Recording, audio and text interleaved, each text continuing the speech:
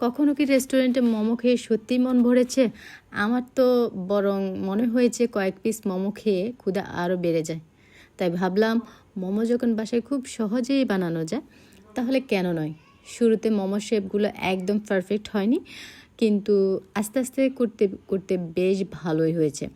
আসলে কোনো কাজই প্রথম থেকেই নিখুঁত হয় না। ধৈর্য, অনুশীলন আর নিজের প্রতি বিশ্বাস থাকলে যে কোনো কাজে ভালো করা সম্ভব। বাসায় তৈরি খাবারের সবচেয়ে সুবিধা হলো কম খরচে নিজের ইচ্ছা মতো আর মন ভরে খাওয়া যায়। পাশাপাশি বাইরের খাবার নিয়ে দুশ্চিন্তাও থাকে না। আর নতুন নতুন খাবার তৈরি করতে শিখলে নিজের একটি সুন্দর স্কিলও তৈরি হয়।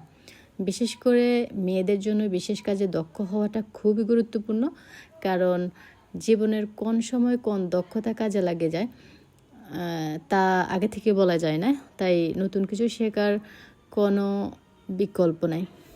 আর নিজের উপর বিশ্বাস রাখুন।